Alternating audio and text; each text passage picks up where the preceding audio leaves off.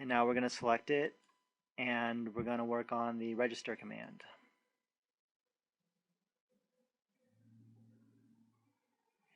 So the first thing you want to do when you get up the designer is it's going to automatically have the domain selected already. It's from what you entered in when you added the service.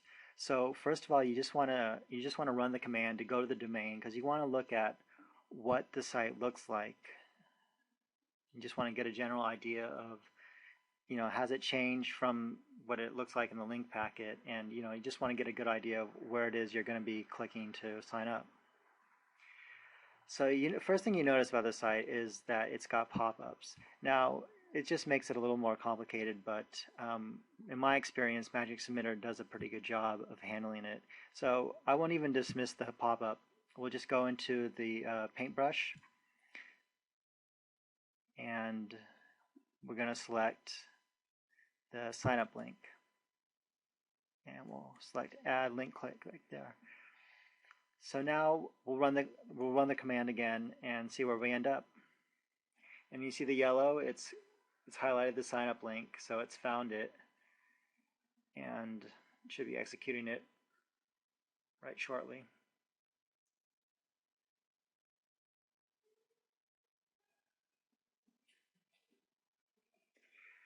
Okay, so we're at the and see we get another pop-up. Now Magic Submitter, like I said, it does pretty well with pop-ups. I'm just going to get rid of it so we can actually see what we're looking at. So this is going to be something you're going to get used to when you're working with Magic Submitter, is that some of the forms are very easy to fill in, and others you have to do a little bit more detective work, but it's not really hard.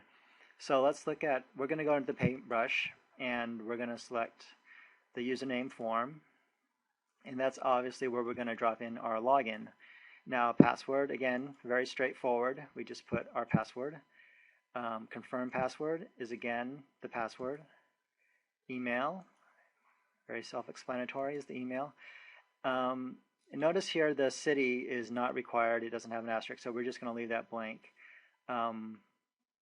Now these are the drop-down forms are a little more complicated, so we're going to get into this operations toolbox, and what we have here, we have 1, 2, 3, 4, 5. So we have actually 5 drop-down boxes that we need to select. So we're going to actually drag in 5 of these because that's how many we need to actually complete this form. So that's 3, 4, and 5. Okay, so the first form is the gender, and how we're going to find that is when we look at the page for the sign up. I already got it up here. If you clicked on view page source, what you'll see is the actual forms that are being used inside the web page. So here you'll see this is the gender, and that's actually the name. It's a user gender. A user location is for the location. Same for the city. Excuse me, not the city. The birthday and the birth year. It's a birth date day, a birth date month, a birth date year. So that's the general form that we're going to use for our form. So for the field value, we're going to select the first one is going to be gender. So we're going to find gender, a user gender, because that's the name of the field on the sign up page. Now the values for these, you just enter them in. It doesn't really matter as long as they're valid for the form. So male is a valid entry for the form. Gender. Location, so we'll go to the next one. This one's called location. We just fill them in one by one. Field value, we'll just give this anything. I'm going to say Canada. Next one we have to worry about is the date of birth, and it's the day. So that one, a birthday day, and let's give that a value 22. Next one is the month, a birthday month, and that will be a value. This is an actually numeric value if you look at the form. So just give it a value of 0.7. And then the last one is the year. So the field name for that is a birthday year.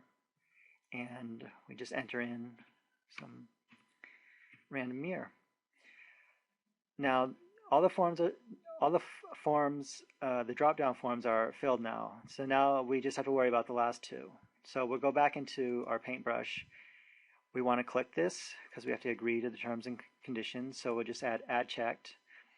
And the submit form, which is the most important thing, add button click. Now, this is something that you'll often want to do. After you've got everything figured out, you'll want to go to the submit button form, and for active, you want to put it to false because you just want to see if everything's being filled out correctly. And we don't want to submit anything yet.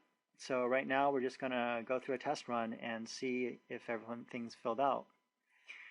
And we're actually starting from the very beginning. So I guess you have to bear with me because it's gonna hit all the pop-ups.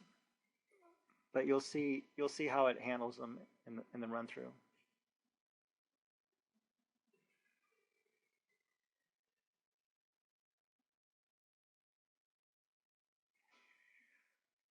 All right, so get rid of this. You'll see everything's been filled out. Our username, password, email.